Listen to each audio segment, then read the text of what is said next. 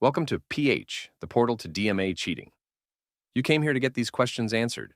What is DMA cheating? Where do I purchase DMA cheating tools? And when I get them, how do I set them up? From learning what DMA cheating is, to being in a match of your favorite game with undetected cheats, everything you need to know will be covered in this video. First, let's quickly brush through the requirements of DMA cheating, so you know what you are getting into. Don't worry, all of this will be further explained later on in the video. 1. A DMA card. 2. A second computer. 3. Custom firmware for your DMA card. 4. A cheat software. 5. A KM box. And 6. A fuser. 5 and 6 are sometimes optional depending on your cheat provider. Now let's get on to explanations. To the absolute beginners, you may be asking, what is DMA cheating? DMA cheating is a form of cheating that utilizes a DMA card. A DMA card is a PCIe device that you plug into your motherboard's PCIe slot that can directly read and write memory from and to your computer. It sends memory over USB to your secondary computer, which we will refer to in this video as the radar. The cheat running on the radar will then grab that memory and use it to implement features such as ESP and aimbot. DMA cards have one varying factor that makes them better or worse: what chip they use. Most DMA cards use 35T chips, which is usually all you will need for every cheat. But other DMA cards use 75T chips and 100T. These chips determine the speed of which data can be transferred between the DMA card and the radar. It is almost always recommended to buy a DMA card with a 35T chip because it is the cheapest option, with more than enough speeds for every cheat provider you want. Most cheat providers don't like to write memory to the game. That is where two DMA proprietary hardware devices come in. These two hardware devices, a fuser and a KM box, allow aimbot and ESP to be implemented without writing memory to the game. A fuser is a device that takes the HDMI output of your radar and main computer and fuses the HDMI inputs and sends out HDMI to your main monitor. Most DMA cheats, after loading the menu, cover your radar PC with a fully black window and overlay the menu and ESP functions on top. This allows the fuser to alpha key out the black backdrop and overlay the transparent image, only containing the cheats menu and functions, onto your main computer's HDMI output, aka your game. A KM box is a device that plugs into your radar, main computer, and your mouse, so that the radar can control the KM box. The KM box allows you to move your mouse as normal, but when data is received by the radar, it will transmit those changes in movement to your main computer under the mask of your mouse. It is similar to devices like a Cronus Zen and Raspberry Arduino. This allows the cheat on the radar to send mouse movements directly to your main computer without interfering with the game's memory. An alternative to a KM box that a few cheat providers use is a Raspberry Pi Pico W. Remember, kids, writing memory is usually not a bad thing, and depending on the game, might even be more useful than using proprietary hardware.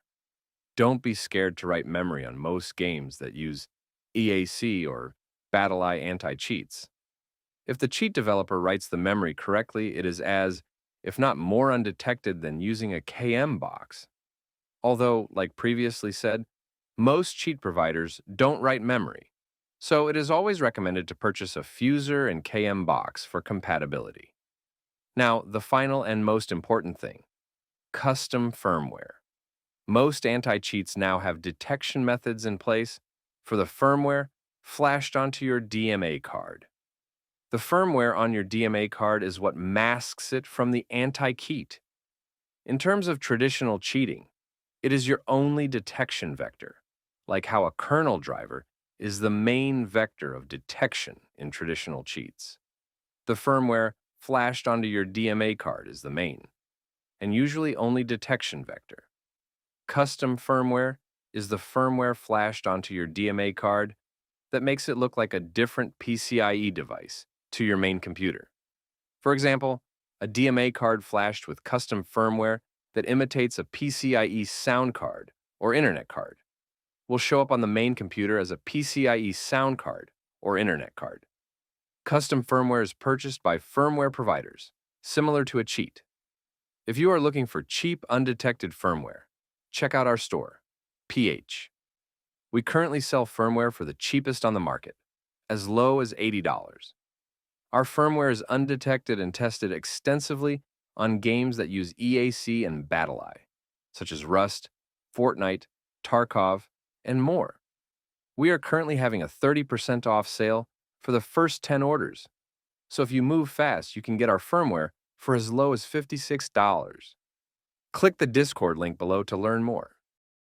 All right, now that we are done talking about what DMA cheating is and the devices that are used to DMA cheat, we are moving on to the next topic. Where do you get DMA hardware and software in the first place? Like the normal cheating scene, there are providers for DMA hardware and software everywhere. DMA hardware such as the DMA card, the fuser, and the KM box are all in-person hardware that is shipped to you when purchased. DMA software, such as the cheat and the custom firmware, is sent to you digitally and installed via the instructions from each provider. I won't disclose providers on this video. You can join our Discord with the link below to find more information about providers, or do your own research. Now, the last step, setting up your DMA tools. Before we begin, let's go through the basic computer requirements before beginning to use DMA. Both need to be on Windows 10. The Radar computer needs to have the antivirus system disabled, optionally, along with UAC. Once those are verified, you can continue with the hardware setup. Firstly, you need to disable some settings in your main computer's BIOS to allow the DMA card to function. You need to disable virtualization. The virtualization setting is different depending on your CPU. If you have an AMD CPU, you need to disable IOMMU. If you have an Intel CPU, you need to disable VTD. If your system has it, disable an X-bit. And lastly, disable Secure Boot. If you have issues finding these BIOS settings, I recommend Googling where to find said BIOS option in your motherboard brand's BIOS. Now that you have disabled these BIOS values, save these settings in your BIOS and turn off your main computer. Then plug in the DMA card into a spare PCIe slot on your motherboard. Plug in the provided USB-C to USB 3.0 cable from your data USB port on the DMA card into a USB port on your Radar computer, and then restart both computers. To verify the DMA card is working, if the card has it, check if the DMA's LEDs are on while the main computer's on. You can also check by going into your Radar computer's device manager and opening the tab called Universal Serial Bus Controllers and looking for a device called FTDI FT601 USB 3.0 Bridge device. The guides for proprietary hardware, such as the KM box and fuser, should be provided to you by the provider you use to purchase it.